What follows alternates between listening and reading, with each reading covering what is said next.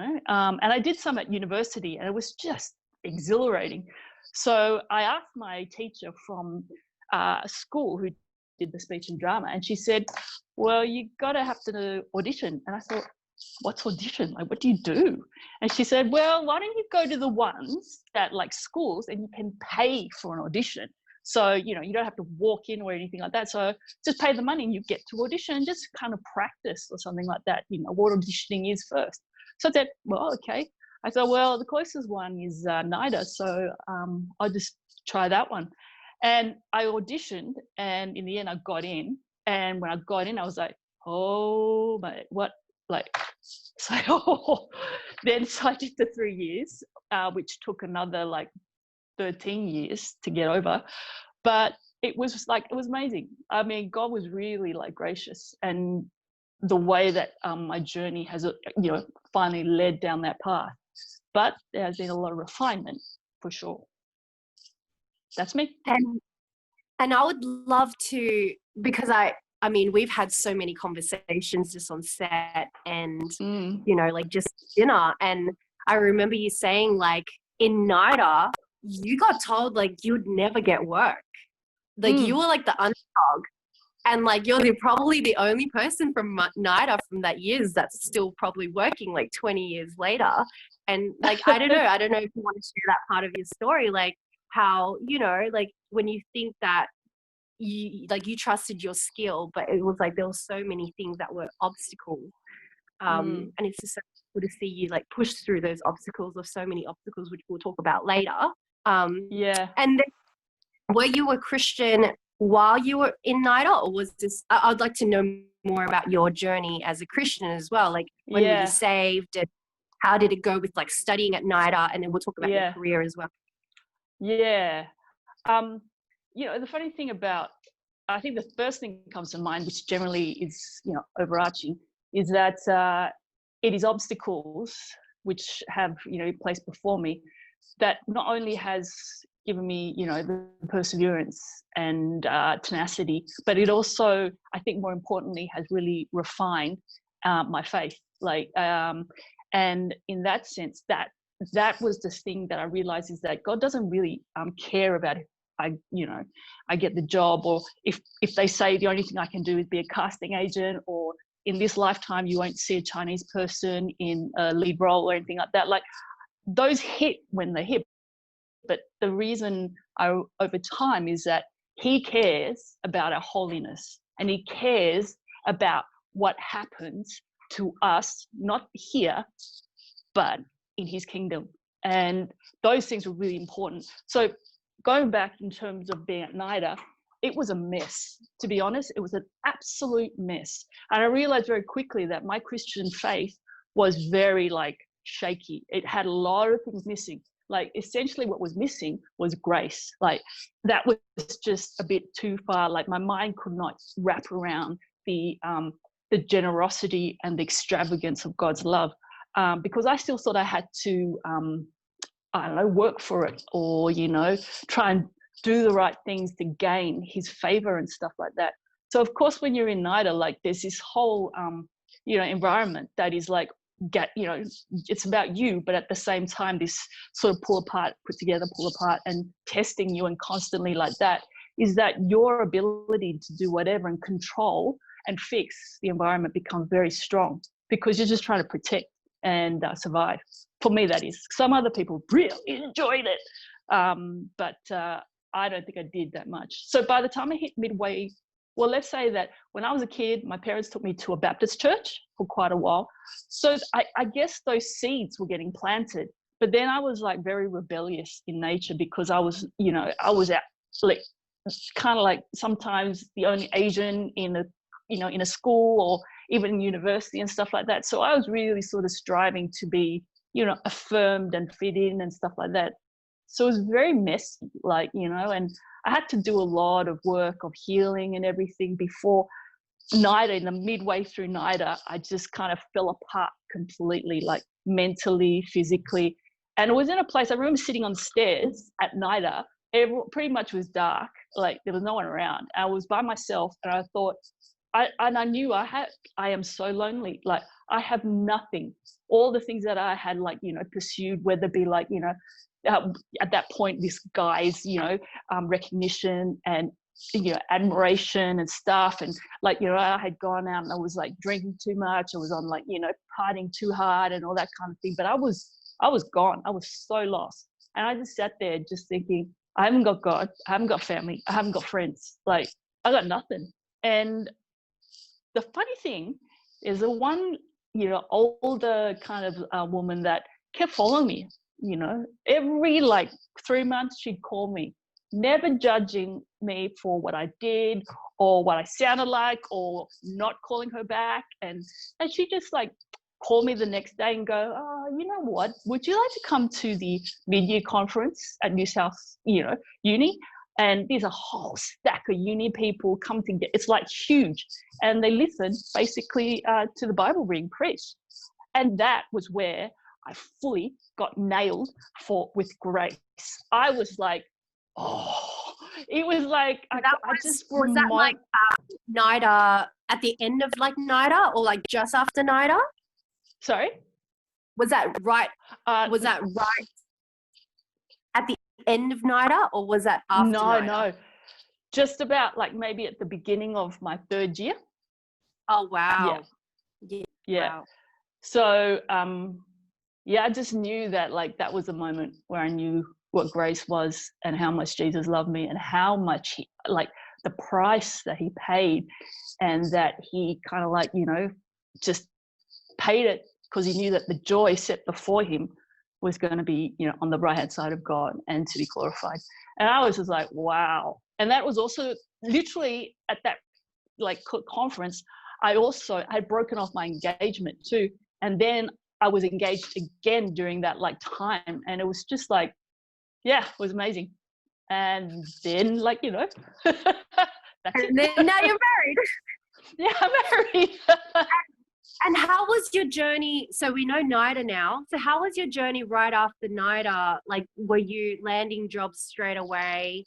And then, or was it quite a difficult season for a while until you started? Like, how long would you say was your breakthrough in terms of like, landing play school and being able to like land auditions and that kind of stuff? Was it quite quick or? It was actually like, it was a great blessing. It was quick. It was literally step out the door and I started working.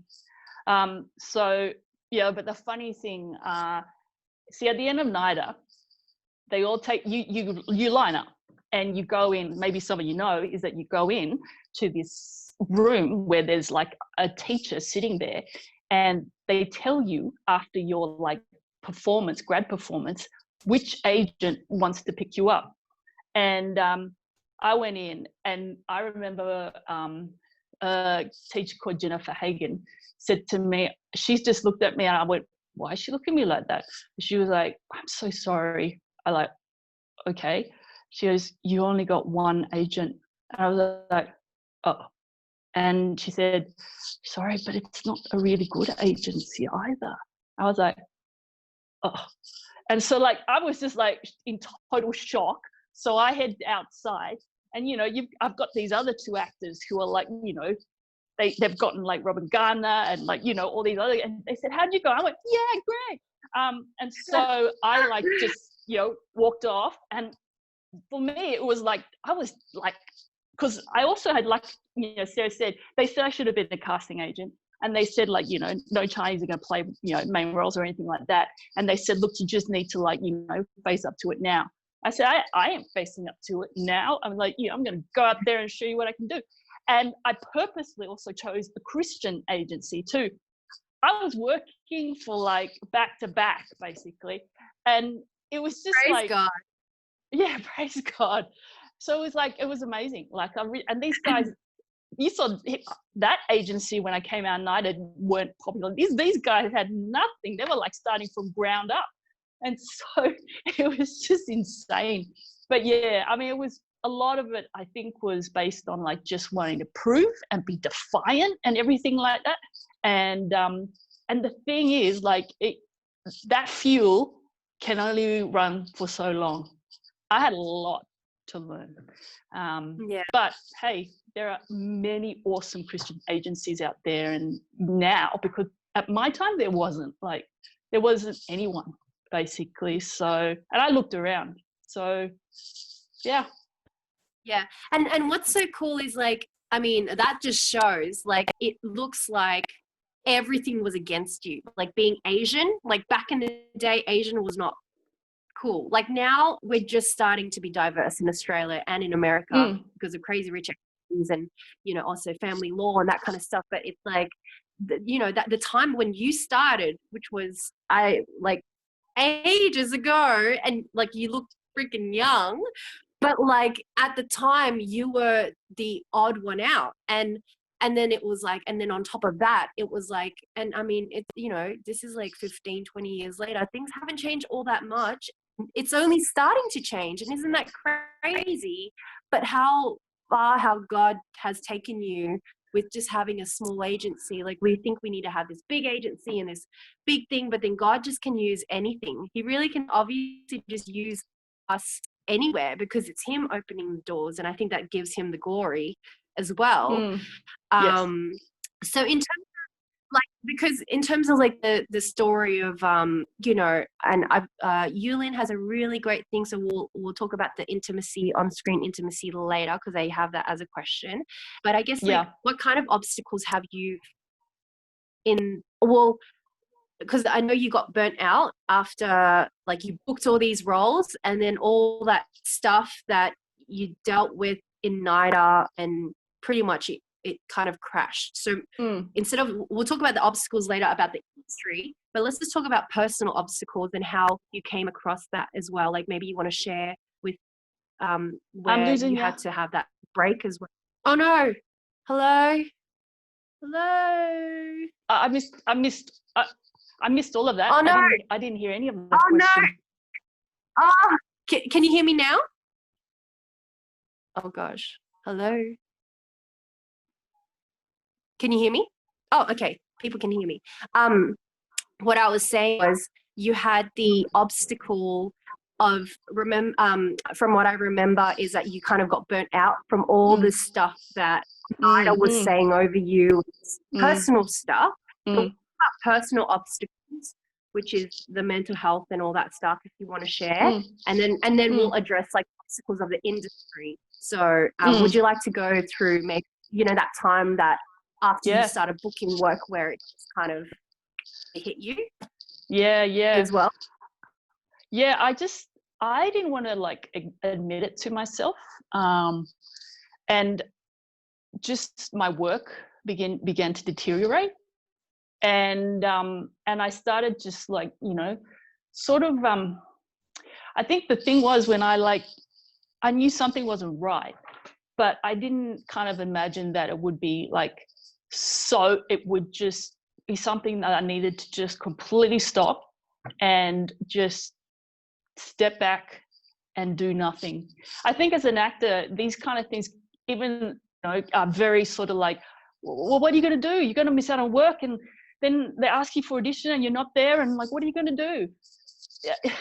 It will happen. Like, it's more important. I realize that God values you, and the lesson you are learning through surrendering and humbling yourself before him, that what you need to do for your health, for your mind, for your body is far more important. You set those kind of boundaries, then you will be, you know, you will flourish, because those kind of boundaries are linked up to identity as God's child, because the one who's going to value you most is God. But the thing is also, he will value you, but he can make it really hard. Now, the Bible talks about that all the time. It is not through the easy stuff that we are refined and made like pure as gold, or as like silver and the precious stones. It's not the easy stuff. It has to be hard, because the path we're following is Jesus's path, and Jesus's path is to carry a cross. And only the most amazing things can happen when we take on that cross. As a Christian, we've got to know and accept it's going to be hard. And I think that for me, the main thing that came in was that not only I was falling apart, I started going back to old ways. Like if I if I went on a job, I started drinking a lot again and trying to just cover the pain. And then I felt really bad and guilty because when I came home to my husband, I was just like, you know, trying to be the good wife and hold it together. But it wasn't going to stay like that. And then as it got worse, it was just, I got very ill mentally. And in the end, I was diagnosed with bipolar. Because at the beginning, I always struggled with depression. But at about 25, 26, I was diagnosed with bipolar.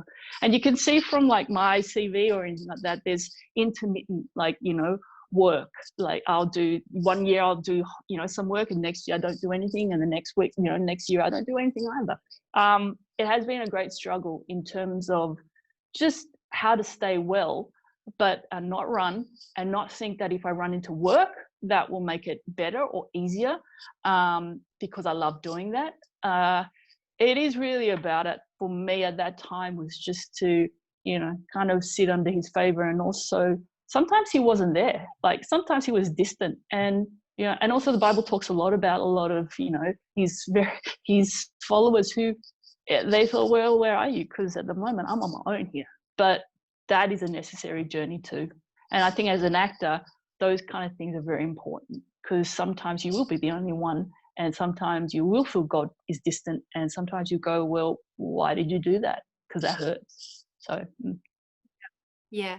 And I guess I'm so sorry, guys. We will, because it's only like a 40-minute session, so I've done another Zoom link. So when it runs out, we'll just click straight into the second Zoom link, and we'll resume. If this cuts out, I'm just letting you guys know. But I guess in terms, because you spoke about boundaries, the personal boundaries. So what kind of boundaries would you say would be a good, you know, what kind of boundaries would you say would be a good boundary to have as a personal boundary that will help kind of protect us, you know, in that personal way or professional way that you would say as well? Yeah, I would say first and most importantly is know your identity. And that's identity not as an actor, but identity in Christ. Because the thing is, like, if you don't have that as your number one identity, you have no boundaries, because that means you have no one that stands over you, and no one that you obey, no one that is going to be your rock and refuge in the midst of this world, which can be so turbulent.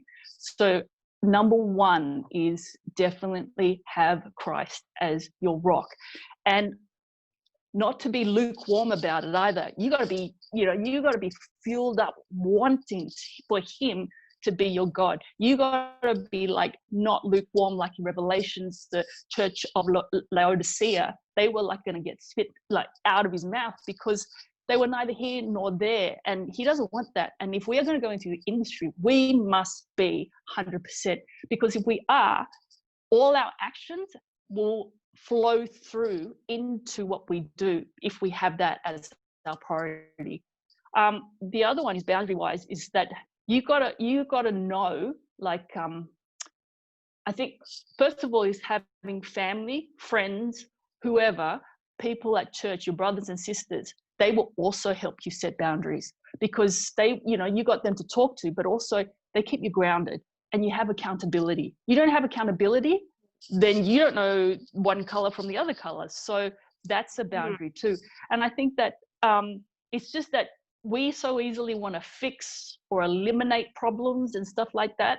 And that is when, like, you know, we've got to just turn to someone else and say, right, this is what I'm doing. And it's just, I don't know what's from what. And you need to trust that that outside voice that God gives you is going to maybe sometimes tell stuff that, ooh, ouch. But you also got to trust that they got you, you know, they're backing you and they support you and stuff like that. So, I mean, I guess there's so much more, but I would say those two are very important. Yeah, they're so good. And I guess like what was really cool about our testimony is like, I was in Fiji and I was like, Lord, please give me another Christian. Please, Jesus, I don't want to be on this set on my own. I just want another Christian that I can pray with for other people. And lo and behold, the next day, like, you rocked up and then you were like, oh, I might go to church on Sunday. And I was like, what? You're Christian? Like, because we worked on Dan Lucky, but we never talked about our faith. And then we're in Fiji in the middle of, you know, random people. And so I would also say, like, pray over having other Christians. Pray. You know, you might potentially get definitely. sent one on set Yeah. and then have this awesome relationship where we can talk to, you know, 16, 17 other people about, you know, faith and being in the industry. Yeah, absolutely. Yeah.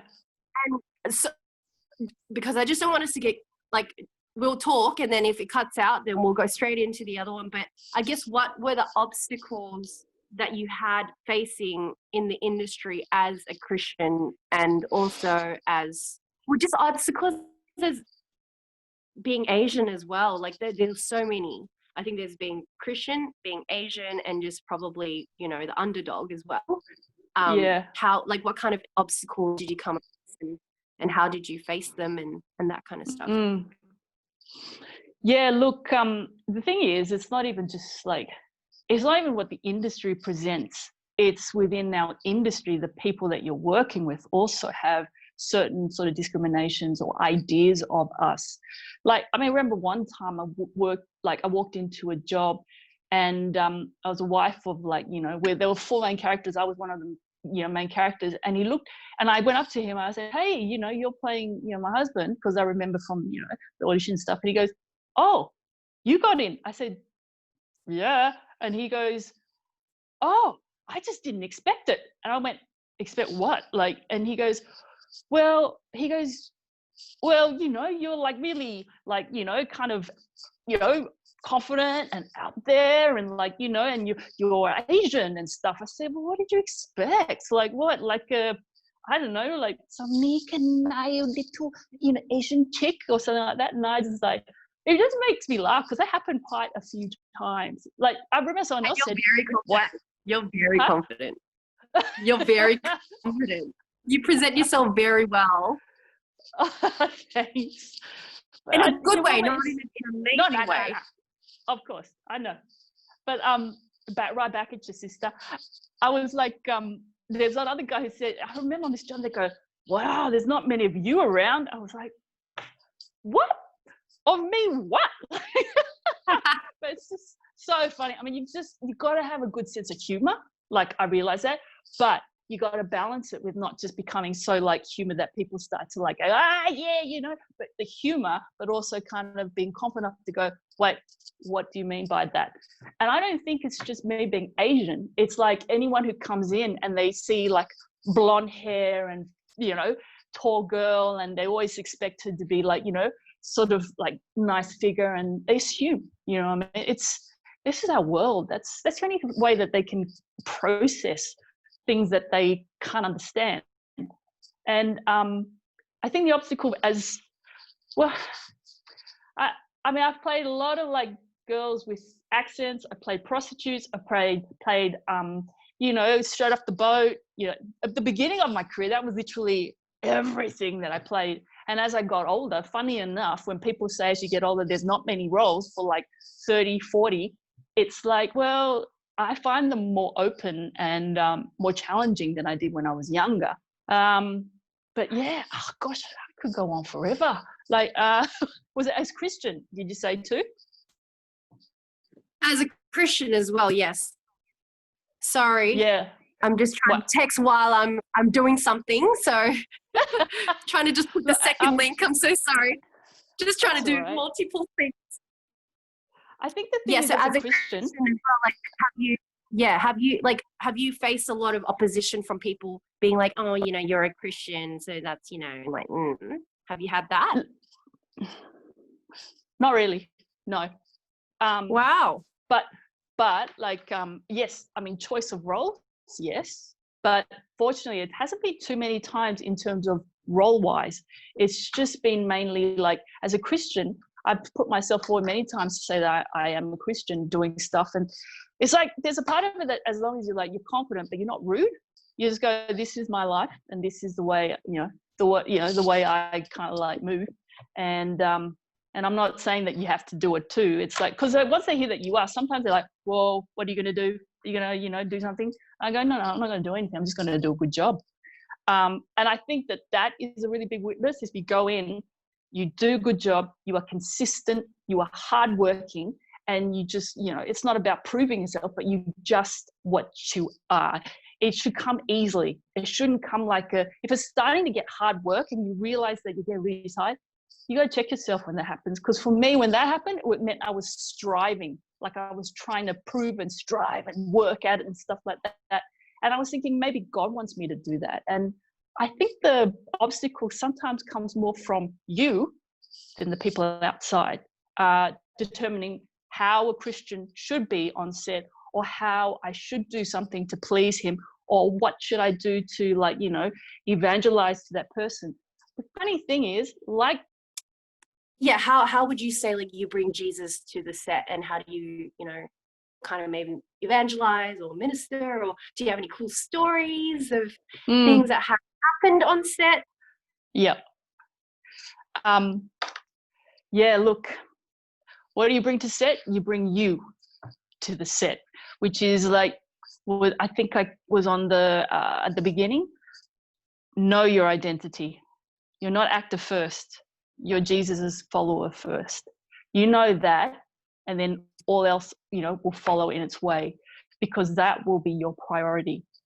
If you go actor and then Jesus second, well, you're gonna just you get a bit sort of all over the place, seriously, because you don't know if you're trying to if you're wanting affirmations from the director or the people, or you're wanting or affirmations from God. It's and then you think, if I do that, maybe God will be pleased. Or if I do that, then the director will be pleased. No, you start with your identity first, which is in Jesus, because he's the one who can only say what your true value is. And if you value yourself in the way he has valued you, and you have valued yourself because of him, you will value others in a way that people don't experience in normal life. Because if you live as Jesus' person, well, you are a different person. You have been renewed. You have been made into his creation. Truly, you have heard, you have, seen, and it's just, I think that was the amazing thing, was because I used to think I had to bring in, my Bible, my, every conversation I had to put something in and stuff like that. But in the end, there was a point where I just went, look, I know who I am. I like to listen to my, worship music before I, start, when I go to wherever I'm working and on set. And sometimes, I pull out my Bible because I haven't done my daily, devotion. And people would just walk past and go, oh, it's Bible. I said, yeah. But the thing is, I used to work really hard, and I found out that if you're working for Jesus and you're doing his thing, it comes easy. It's like whoa, and you go, wow, how did that happen? That was I didn't even expect it. So in that sense, it's like bringing your full Jesus follower self into that equation, and knowing, also have the wisdom to just listen to the Spirit and in yourself, to step back and go, okay, I'm working too hard here, and just recalibrate, step back, because the conversations have already been set. The kind of moments that people are, questions they're going to ask, they're set. Not that you don't make them, they're already there. So no matter what, they're going to happen, So in that sense, I think, which I get from Sarah, is that you just got to know they're there and they're going to happen. Yeah. And would you like to share maybe a story of maybe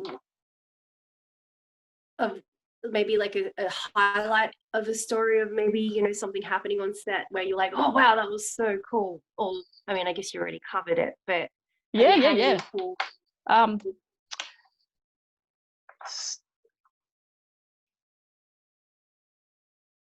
Oh, yeah. I remember one time where I was acting with this guy, and we're just having, kind of waiting, as you do, forever. And he started, talking, and I really noticed that his energy was really down, and he was saying that he found work that day really hard. And I think he then talked about, I said, what's up? Is there something that's dragging you down a bit? And he told me about he broke up with his girlfriend. and it was really quite like, yeah, it was full on, and he was really hurt. I don't know how he kept himself together, but so he just telling me the story, and I asked him questions, and I just, just was going, look, I wasn't counseling him. He was basically, he just wanted to talk. So I said, yeah, that must be really hard. And he goes, sounds like you're having a really tough time. And he said, oh, and then he said to me, why are you doing this? I go, what do you mean, why am I doing this? Because why are you listening to me? You don't even really know me, and you're listening to me. I said, well, sure, that's what, we do. And he goes, what do you mean we do? I said, oh, look, I'm a Christian. I believe in Jesus, and, and his love is just, huge. And, I just believe that at this moment, I'm here to listen to you, and he's brought me here to listen to you. And he goes, wow, I've never experienced that before. I said, well, I'm glad you haven't experienced it before. And yeah, it went from there. So yeah.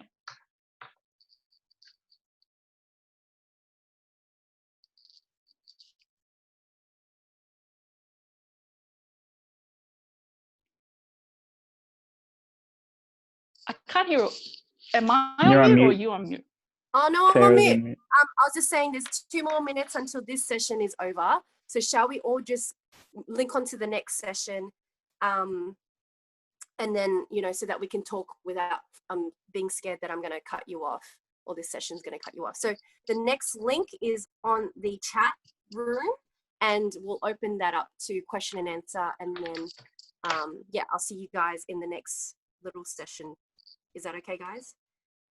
Mm-hmm. So I'll just end this one, and I'll see you guys soon. Gosh, I love you. Thank you, people, for reminding me. Because I think the thing is, as Christians, sometimes we think we have, like, we only score a goal when we get someone to believe in Christ, or or have someone to sort of like, do something like really wow, like in Christian sense wise. But it's not. It's just like, sometimes for me, it has just simply, you turn up, and it's like it is the Spirit working, because you just literally have this sense of just openness and go, I am willing, send me.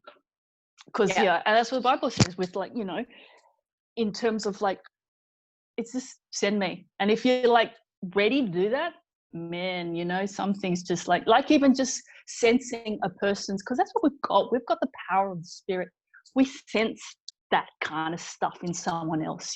We have we kind of have this otherly worldly thing. So, and some people, and the thing is, remember, we are the stench of death, or we are the fragrance of life. So you gotta expect those who are like, oh, shivers, that stinks, man. And others will just flow towards it. Yeah, the fragrance of life. I love that. Fragrance. So Xenia, beautiful Xenia dog. Hey, Xenia.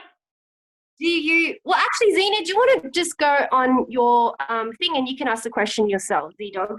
But if everyone just pop in your name, and then I'll just call you out, and you can ask a question that way. Does that sound okay? Sorry. I just got Xenia. Hey. Hi. How are ya? I'm good. How are you? Very well, thank you. Sorry, I just got back from work, so I'm a bit messy, but my question is, do you still train as an actor, and how much time do you give to training or skill development? Or are you kind of in that phase where you did so much of it, it ruined you, and you just don't do anything now and you just be? She's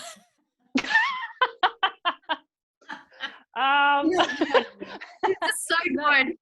She's so good. She doesn't need to train him. I love it. No, look, I'm at that phase. Yes, I am a bit over, the schools and stuff like that. I did do it for, I was in classes even last year, and I realized, for me, it was just time to learn how to be, and just because I was heaping too many things on to try and sort of access the best part of me and stuff like that, instead of just appreciating the best part of me.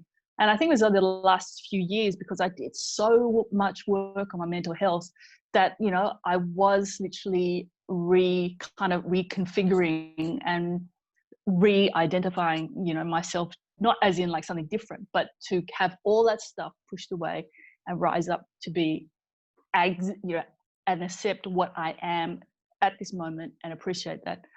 So in that sense, yeah, so I've moved away from like actual formal, like going into class and stuff like that.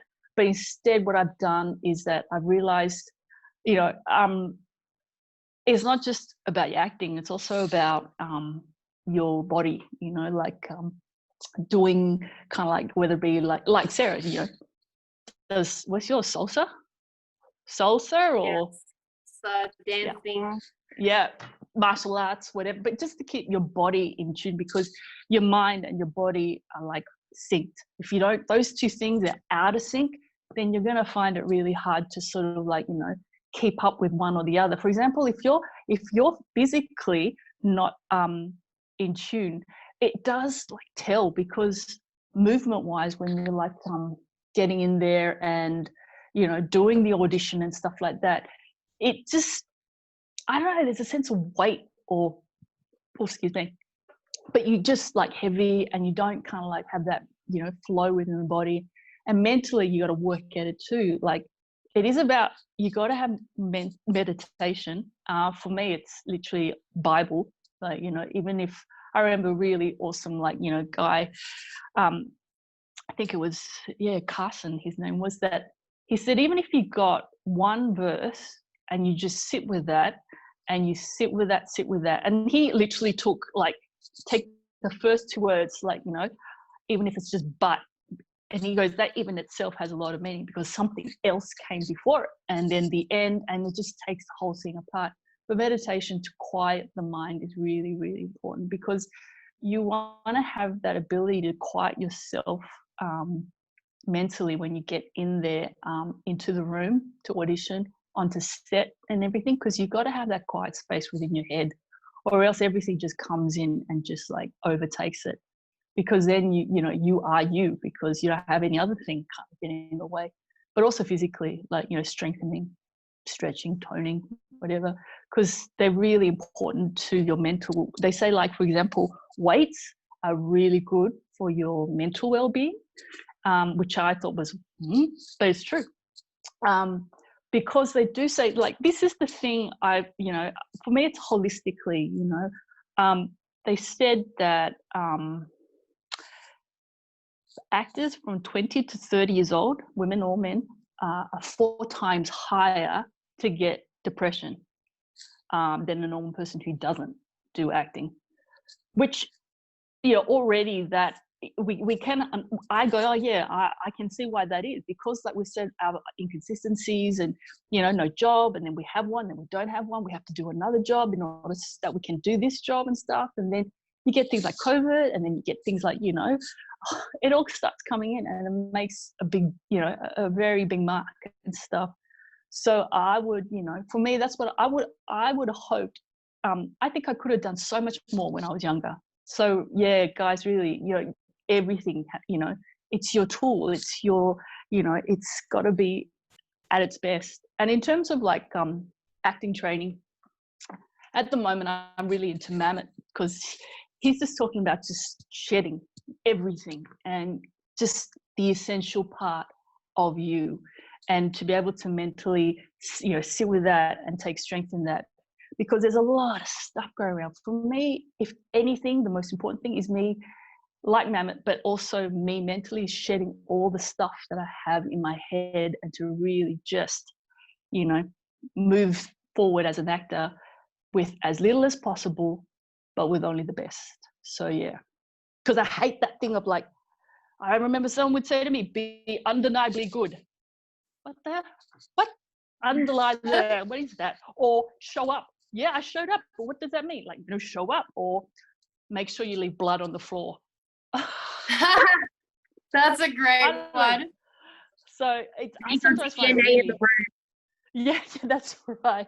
I don't know what it is. I don't know what they mean. If anything, they only burden you, because you go, what's undeniable? Like, how good do I have to be? Like, what is good? Yeah. That's Awesome.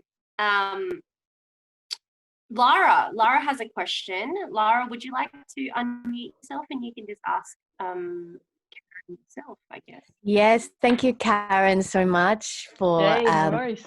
yeah, lovely to meet you. I just was saying, do you self-promote or let your agent do it all, or do you do both? What are your tips from over the years? It's hard to say, because just make sure you strike a balance. I think it's really good, yeah, that you put yourself out there, but for me, like, I grew up in a time, I started like more than 20 years ago. There was no such thing as social media. Basically, there was no such thing. It wasn't heard of for an actor to put themselves, on anything. Like, Facebook wasn't really Facebook, and so we only had our agents back then, and even managers, like in Australia, it wasn't a thing. So I would say that, definitely, first of all, I would say make sure your agent and your relationship with agent is top notch. Not just that they're working for you, but that they're hearing your voice, working with you in terms of how you're changing maybe, and what kind of characters you're playing. They will talk to you about, like, that they know something also of your life too. Like, my agent knows many times through my mental health, like, was really bad. She knew, like, she would just back away, and she would kind of say, how you going? We're thinking of you. When you're ready, just, give me a call. And, there were times when I thought, oh man, she's going to let me go. This is really, how can she even keep me going? I'm just, dead weight, really. But like, she doesn't see that. Like, she knows what I can do, and so she waited. But so it's a really important thing to have a good relationship. It can't be like yes, it is a business relationship, but at the same time, there's got to be an understanding between you. I think, and that works best, because then also the ultimate. You can really fine tune what you're going to go for and the kind of roles. Also, but if you, in terms of putting yourself up in social media and stuff like that, it's cool. I think it's great. Like, some people, they've got the most beautiful site, and you come into it and you go, wow, this person must be really good. But I would say that know your limits, and know what to balance, because if you are spending too much time on that and trying to sort of like build it and create it into something like really great, hey, that's all right. But if that's the time that you're spending and it's taking too much of your time, then I would say, back off, because it can be very dangerous. I mean, I have seen people, like, constantly taking photos, constantly uploading, constantly, like, doing scenes, and it can be very consuming. And, in the end, as Christians, we got to be faithful, and we got to trust that it is not by our efforts, but by his, because it is in the end his glory, and for, like, the purposes he has set us for. So you got to be careful. Like, there are many areas as an actor you got to be careful, and this, I do believe, is one of them. That is so good. Wow, so much awesome. Does anyone else? People can unmute themselves and ask a question if they have something, because there's nothing on the chat. But does anyone want to ask a question? Because Karen has so much wisdom, and I feel like we need to, like, sponge it all. Oh, Jess. Jess, would you like to, unmute yourself and maybe ask a question or two? Maybe. I'm just reading it. Yeah. Thanks, Sarah. Hi, Karen. Hey. Lovely to connect with you. Thanks for this so much. Pleasure. I have so many questions, but I know it's really great. I suppose one thing I've been listening to you say, it's funny because I was going to ask a question and then you started answering it. But I guess over the years and dealing with mental health and, coming into a stronger identity in who you are in Christ, rather than, I guess, it's easy for a lot of artists, that is their identity. And you know, as you know, you can only get lost in that because you don't have, for all the reasons that you mentioned. But have you found that as you walk more with God and you've grown in intimacy with him, that you find acting more enjoyable because you're kind of freer in it? Have you found that, like, I find, like, I'm just reflecting, thinking what you were saying about when you shared about just listening to that guy, and, you know, even being present to someone can be a really foreign thing in particular that sort of industry when there's so much, freneticism and everything, and stress and all of that. But do you find that a lot of it has been the more that you, I guess what I'm hearing too is the more that you let go of anxieties and allow God just to, well, no, that you're kind of just keep walking with God, that you're able to, I guess you're more kind of healthy, I suppose, and I don't mean that in the wrong way, but like, just able to, I guess, be at peace and be like at peace in yourself because you know who you are more, or? Yeah, absolutely. No, that is very true. It has been like that. In actual fact, I believe I'm doing the best acting I've ever done in my life now. So it's, where was that? Well, I think it is it's just a really essential thing. I think the thing for me, my prayers most of the time is more of you, less me. That is my prayer, and also something that I just repeat, you know, in my head. Because there has, you know, if you are gonna like keep growing, you just got to go. You know, you have to begin to disappear. And so, in that sense, and for that to happen, it's like there is a greater freedom and peace, but it's hard because you got to give up, you know, of yourself. And acting is a really strange industry because yourself is the actual thing that does the job. Like, you know, you're not calculating, you're not sort of planning, you're not doing really that much. When you get up there, it's just you. So in that sense, it's very interesting like that, because that it's if anything, I think acting is one of the best refiners of faith, because everything is just pushing you to have faith, whether it be the next job or whether it be the next, like in terms of I don't know, next script, or next person who you read for your next this, and like, you know, what's going to happen, you don't know. And I think in that sense, in a funny way, I just feel now more than ever, I feel blessed that I am in this industry, because if you really are seeking him, your faith is going to grow. It has to grow. And you are more free to be you, because as you become more, you know, less of you drop all the appendages that you think you need. And you can just sort of like, you know, because like, for example, for me, you know, a couple of years back, I remember doing all these auditions. I was like in the thick of anxiety. Like, I was like, you know, really sort of just struggling with being Christian and acting. It was like, I wasn't really sort of, you know, I was all over the place. My head wasn't present. I was going, I got to get this job because I feel like I'm just like, and I remember it was a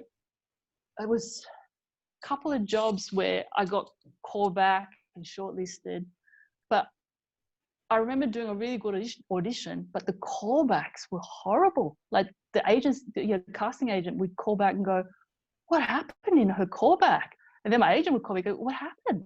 I'm like, I don't know, I just got so anxious. And I just fully had like, for example, like even like a job like family law, like I was sitting with this other girl, the one who actually got it. And before I went into the callback, like I was the favorite, but then I did the callback and it just fell apart. Like I got so anxious, and it was just like, I don't know what I'm doing. And in that sense, like stuff like that, I don't have anymore. And I look back at it and go, oh, poor Karen, that was painful. But now, like when I come to this point, it's like, yeah, I'm all good. I go in, I know what I can do. I know God has set me here, but I'm not going to like, sit there and kind of scratch my head as into how good it was or how was it, what should I have done? What did I do? Oh, I should have done that. No. But I go in now, and the funny thing is that I just do things very differently. And I think, I've had like auditions in there, like going, a lot of them maybe I haven't seen for a while. Just I go, whoa, where'd that come from? But I'm just more like at ease, I guess. And I like to say, like your question is that, yeah, you do, if you allow God to do his work. Yeah. Yeah, it's he's just so very I guess he doesn't want us to carry all of that essentially, and we have to work through that with him. But yeah, he's very free. Could I ask another question, or does someone else want to ask? Go for it. Because I'm sure, like, you might be asking a question that other people are thinking of asking and haven't asked. So go for it. Oh, thanks. Well, hang on. Yeah, well, I'll do one. Yeah, we'll do one more question, and then we'll Yeah, I won't ask 75 questions. I guess oh no, okay, I'll ask this question.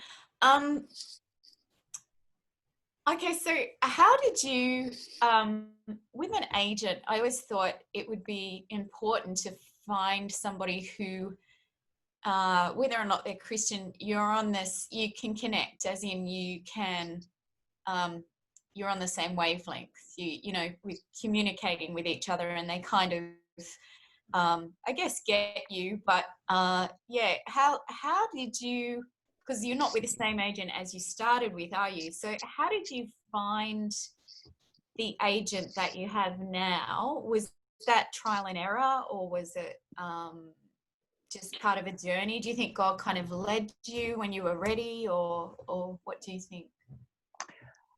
I think that the funny thing is, like, when sometimes God leads you, it can look totally ridiculously awkward and not quite what it seems to be. So, because I think that thing of I think there's two things, like, where God works is, yes, he can lead you to something and you feel immense peace, or else it can lead you somewhere that you would never expect, and it just looks really ridiculously strange, and you kind of go, there's nothing else, there's no more options, and you go, I'll take that one, and then it reveals itself after. So I don't think that we, first of all, for me, I sometimes assume too much that it should look a certain way, like, it should be easy, it should just kind of like roll. But no, it was like, I was at that point where I was like, I'm not sure in terms of who I really, what an agent really looked like who wasn't a Christian. So I just kind of remember seeing Sophie, and she was like, I think it was just her sense of, she was really listening, rather than doing a sell or anything like that. And the thing that really kind of, strangely enough, was just being able to talk, have a conversation. I mean, situations like this, you end up many times, someone's doing the talking and the other one isn't. They're either listening to you to see what you can offer them, or they really want you and they want to pull you into their fold. But for me, it was like, it wasn't a clear indication, that's for sure. But as I sat there and I started talking to her, it's like, wow, that, it kind of, I really enjoyed that, and it felt right, And that's the thing too. I think it's not just about being easy, but it's just a matter of like, there's, yes, connection, but a sense of just flow, like, wow, I really do connect up with this person, but also we respect each other. Like, it's not a matter of like, I'm going to look after you, or I'm going to do this for you, and what can you do for me? It's just a sense of respect too, because they know what you can do, and you hoping they have the caliber that, you think, yeah, I'm sure I think they could do something for me. And it's just having that common understanding and respect, which makes a real difference. Yeah, sure. Oh, thank you so much. Oh, I'm sure there's so many more people that actually want to ask questions. So before the time is up, because I don't want it to end and then people don't get your contacts. But Karen, obviously being in the industry, mentors and coaches people. So I do want to is that okay, Karen, if I share your email? And if people want to contact you privately, they're welcome to send questions, or if they ever need mentoring or coaching through you as a Christian actress who's been in ages. I just want to pop that in the chat section as we slowly wrap up, because I want to be respectful of the fact that you've shared so much, and I'm sure people want to also have the night to themselves. So you're cool with me sharing your email? Yeah. And I'm sure everyone would love to have your email. And, you guys, if you do have any more questions or want mentoring or coaching, or just, be able to have a one-on-one session with Karen, you can just email her directly. But I guess as I'm putting up your email, I guess as a wrap up, what would you, as a word of encouragement for people, as a take home tips and tricks, or, as your journey of, of how many years you've been in the industry. It's just so beautiful, that is so rare for people that have been still standing as a Christian in this crazy industry. As a diverse woman, I'm sorry, but you've had so many things that are so, what we say can be against you, but you came through, and and also through the mental health issues, and it's just by God's grace and like obviously your talent.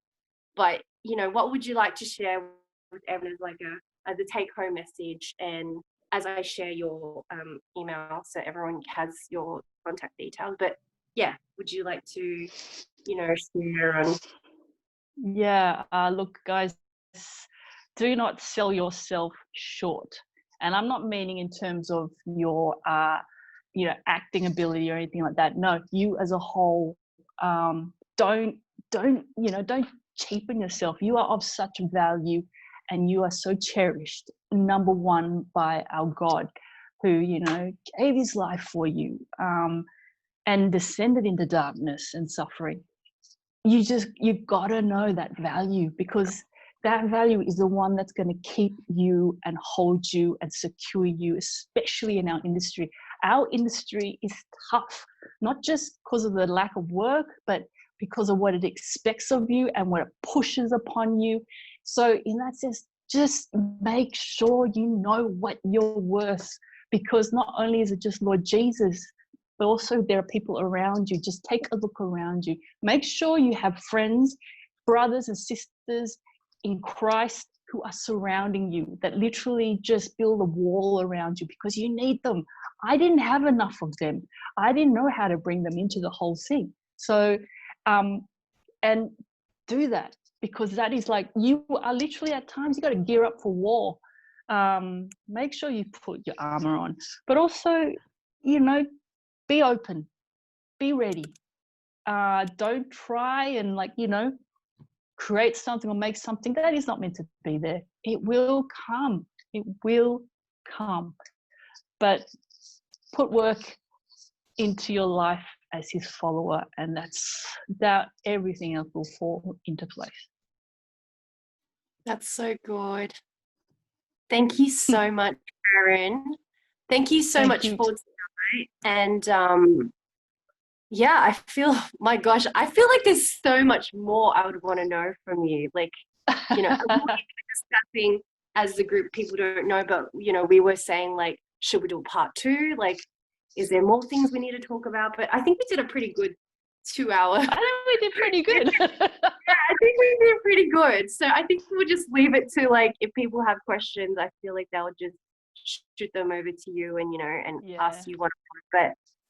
But, yeah, I just feel like today we've just been able, like, I just remember having dinner with you and going, well, one, being in Fiji and be like, what, you're Christian, what? And then we've connected for like a year and a half after our job and had dinners and still been able to talk about our faith and, what's been happening on set and crazy stories, and being able to just like pray over each other and encourage each other. And it's just so nice to be able to share that, your wisdom and your journey with other people to encourage them and connect. I think the biggest one is connect. Like God put people on this earth for us to connect as a community and encourage each other as we continue to be pushing forward towards our purpose and our, you know, our destiny in the industry, but also as human beings.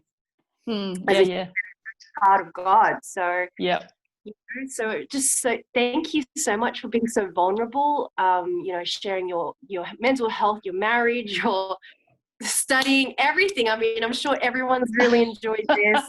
And I mean, there's people that I don't even know and they're here from Facebook. So if you haven't, you know, connected with me or Karen, please connect with us, because I'd love you to not just be, you know, random people, but thank you so much, Karen, for spending your time. Thank you so much. And just, everyone, just make sure that you either, you know, connect with both of us, and just, like, if you like this, let us know. And, you know, maybe we can try to, I don't know, have another one of these, but like with different people every, you know, few months. I don't know. We'll figure it out. But, we'll figure it out. We'll figure it out. But thank you so much, Karen. Thank you so much, everybody, for coming tonight. Yeah, thank you, guys. 2 hours to listen to this wonderful woman of God. And by all means, if you feel like you need to be, you know, mentored, coached, or, you know, or reaching out for an Actors Connect group on WhatsApp, please just contact me on my mobile as well. I'll add you to the Connect group so you're connected with other Christian actors as well.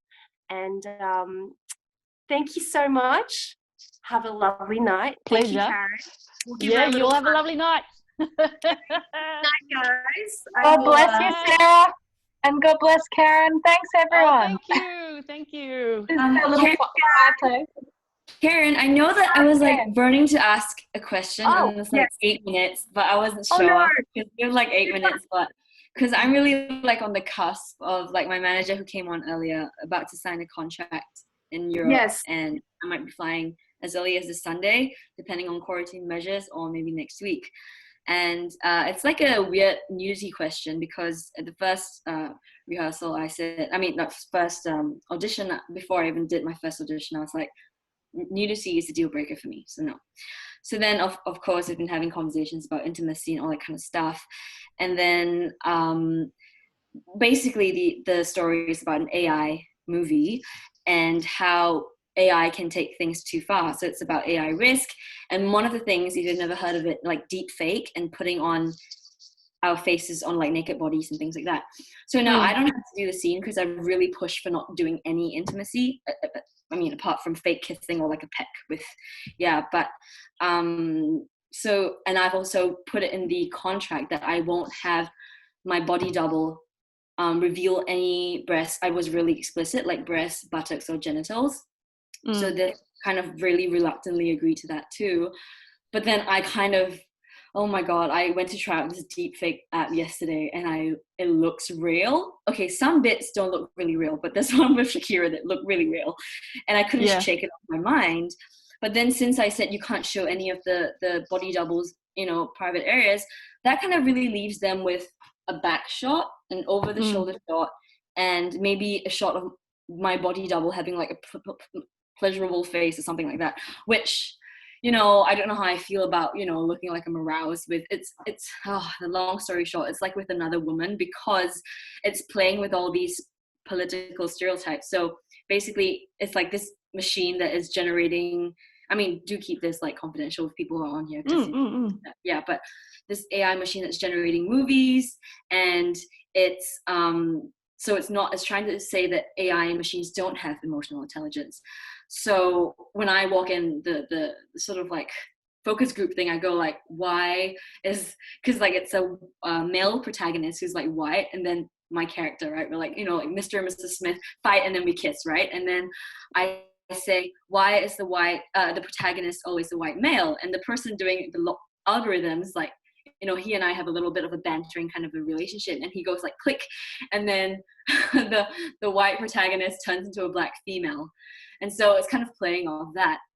And so my scene is when the guy doing the IT stuff, it's like in the dark, like cut to next scene, like everyone's asleep, and he's like watching myself and the black lady kind of making out naked, And then my character walks in and there's this nudity lever and he goes like, oh, 000 nudity. So it's trying to, and so suddenly we're all closed. So it's like a couple of seconds and now I don't actually have to do the scene, but they're going to deep fake my face into it. I hope that doesn't look real. I've put in the contract that that particular scene is subject to my approval. So I'm not sure I've put enough safety boundaries and like, yeah, so I'm just at this point where I feel like, God, I really don't want to sell out. But I mean, in many ways, I feel like it's like a big, not like a big break, but it's my first indie feature. It's in Europe. Never traveled to Europe for work before. I mean, especially in the midst of COVID, it almost feels like a God thing. But I'm just like, I just don't want to sell out. I'm not sure if it's selling out. Yeah, so I'm in like a really position. Is that the one thing that you're because it sounds fairly turbulent right in here? Can you tell me, like, what is the one thing that is the one thing, the most uncomfortable thing and the most, like, what is it? I feel like anything to do with my sexuality is sacred and it should be between my husband and I and God. And that's it. Like, no one has the right to access how I look like when I'm feeling sexual pleasure in the bounds of what God made sexuality to be, which is marriage. Yeah. I mean, then again, you can argue that it is the body double who's doing the expressions and they're just doing AI onto it, which it can look pretty glitchy. It's meant to look glitchy, but I don't know how real it's going to be. And I know that I get the final take on it, but I just hope that they keep to their word. I mean, it's on the contract, but yeah, I mean, to be honest, even though I came clean with the director really early on, like last week, they kind of asked if they could talk to me without my manager there, and they kind of went, hey, we really, that kind of thing. And so I just looked squarely in the screen. I said, we're online chat. I said, that's a deal breaker for me. Like, I will work my ass off for this production, but there are some things just a non-compromise for me. And I think they got it. They were like, okay. And they still kind of spoke to my manager after that, and they kind of described what happened. And they said, yeah, we realized that it's really important for her. But I don't know. And your manager is good. Like he or she will go She's in a and bat for Christian, you. so I chose her because I knew she would fight for me on this. Right. Okay. Okay. I think just for time wise, because there's like 2 minutes left, and I haven't. I'm so sorry. Should we? Maybe it would just be easier if you guys communicate this privately, since it's not Karen's thing. Only because it's 2 minutes, and I'm like, I feel like I would cut out on like what's really good here, and I don't want you to miss out on this. And unless we, want, I don't think I'll have enough time to even make another thing. But okay. No. You may email me, and because I know where I'm gonna. Yeah, I think I know. Where you're at. Karen, So would you, Karen? Would you be able to contact? I'll email you right away, and then you can have my number. Yeah, sure. Because I feel like you might be able to answer her question in like 1 minute. Yeah, I feel like it'll be like, and then we'll be like, okay, bye. We didn't answer, so I'll just make sure that you guys connect, and I'll message you, Yulin, on Facebook as well if you missed out on her email. Yeah, and I'll pop it in the thing there as well, so that you can have the answer to what you were asking, so that it doesn't just cut out and everyone's like, thanks, girl. Thanks heaps. Any favorite scriptures that you recommend, Karen? Oh wow, gosh. Look, you write to me, and I'll give you, because I got a whole stack. Like, I take them in with me everywhere. So you just write to me, and I'll write back to you. Okay? Yeah. So much for everything. We're less than a minute. That's all right. So I love you guys. Good night, guys. We love you. I just it was so good. And I sent you the email. All right. Yeah. Awesome. Good. Okay, I'll pop it on Facebook as well. Cool. So everyone has your contact, so they can directly to the source of wisdom. The source. Of the Lord. Good night, guys. See ya. Thank you so much, and God bless everybody, and we'll see you soon. Yeah, God bless. Tell the recording to Sarah. pray for each other. I've got a recording and I'll upload and I'll send it. Thank you. See ya. Bye.